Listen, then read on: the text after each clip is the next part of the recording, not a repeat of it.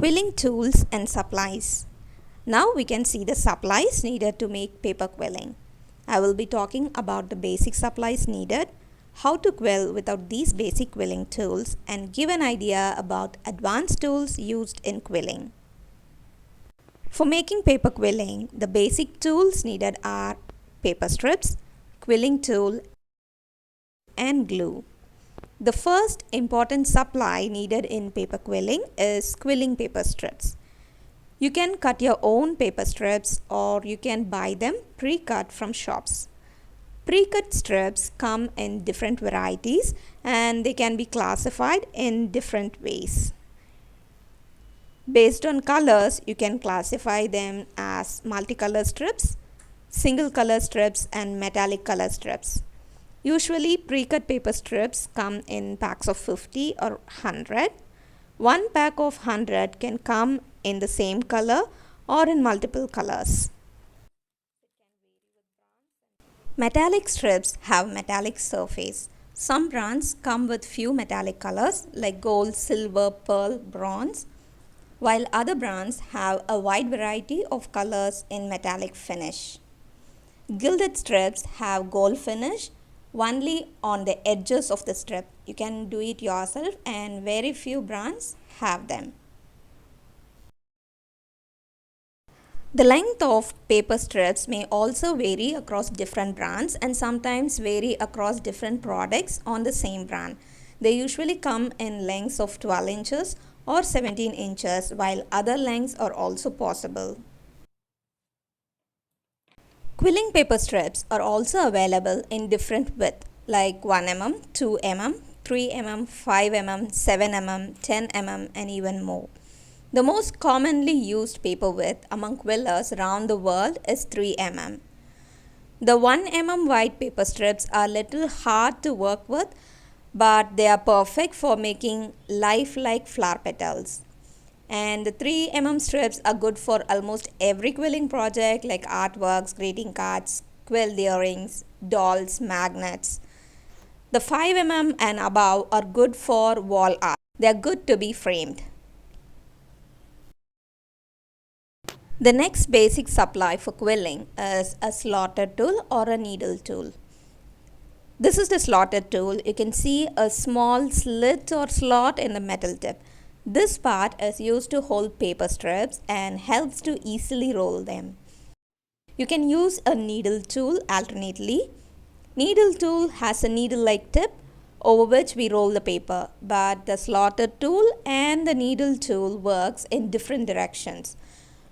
While using a slaughter tool, slide the paper strip into the slot and roll the tool along the paper.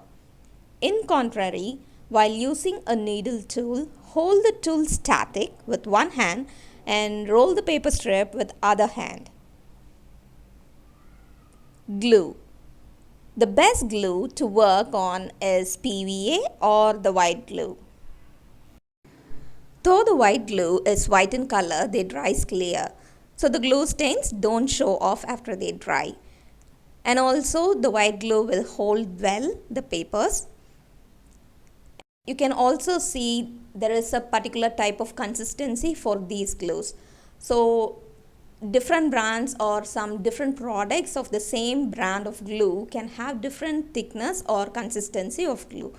When the consistency is lesser, that is when the glue is little bit watery, it takes some more time to adhere, but when the glue has thicker consistency, it glues on much quicker.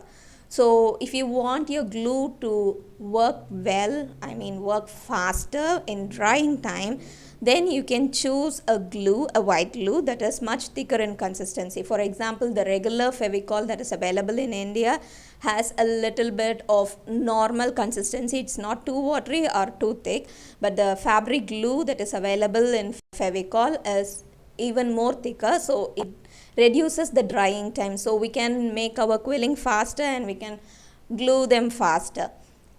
In countries like US, you can get tacky glue, which is even more thicker in consistency than the regular Elmer's glue. So this also functions in the same way. But the consistency doesn't make a great change. It only reduces the time of our working process, but the results will be, of course, the same with every type of white glue. The other positive aspect of PVA glue is that they are easily available. You can get it at any stationery and they are really cheap, and you need only a little bit of glue for one particular project. So your glue lasts longer. So yes, go for white glue. Now let me tell you about how to use or apply this glue.